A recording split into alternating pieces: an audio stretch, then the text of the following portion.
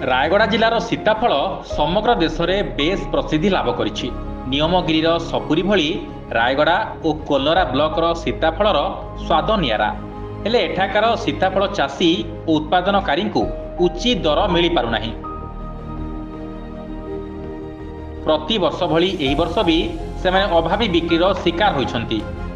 Rayagada blocker पिपिलीगुड़ा, मीराबाली, कारुबाई, डांगलोड़ी, बाईसिंह, बैरागी हालुआ एवं कोल्लरा blocker Mukundpur, भुईमड़ा, नुपुणी, सुरी, काटीकणा, कैलाशपुर, बड़खिलापदर अंचल पहाड़ और जंगल रे हजार हजार संख्यार सीताफल गछ रही।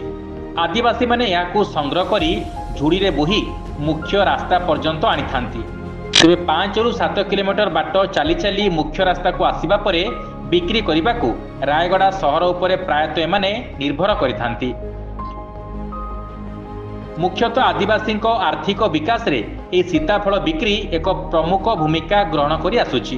वर्षा शेष एवं शीत आरंभरू सीताफल उत्पादन आरंभ होई डिसेम्बर मास पर्यंत चली थाए। मुख्यतः गणेश पूजा पालन समय सीताफल विशेष भाव में उत्पादन आरंभ होइतिबा देखिबाकू मिले। दशहरा समय प्रचुर परिमाण में सीताफल उत्पादन होता है। तेबे पारिश्रमिक अनुसार पाउना पाउनाहांती आदिवासी। झुड़ी पिछा मात्र 120 टंका रु 150 टंकार सीताफल गुड़ी को बिक्री करने एमाने बाध्य होउछन्ति। एठाकार सीताफल उपरे पड़ोशी आंध्र प्रदेश एवं छत्तीसगढ़ व्यवसायी दबदबा रही है। एठारू सेमाने सस्तारे सीताफल गुड़ी को संग्रह करी सेठारे चढ़ा दर में बिक्री करती एगुड़ी को। रायपुर और विशाखापट्टनम रे सीताफल केजी पिछा 350 ରୁ 400 टंकार बिक्री हुए। तेबे दशहरा समय दर 500 पार भी हो जाए। हेले स्थानीय आदिवासी अभावी बिक्रीर शिकार होउथबा बेले बाहर राज्यर बेपारी किंतु मालेमाल होंती। सहरर पुराना फाटक छक, कपिलास छक, उपजिलापाल कार्यालय छक, एफसीआई छक और मेन रोड समेत जेकेपुर गोपबंधु छकरे एबे प्रचुर मात्रा रे सीताफल बिक्री होउछि। तेबे स्वतंत्र बजार व्यवस्था नहीं कि जंगलजात फल उपरे सरकारंकर धार्य दर मध्य नहीं।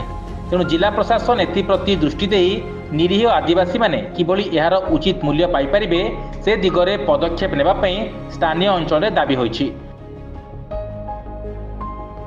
रायगड़ारू Santosh Sahu report, news alert 24x7।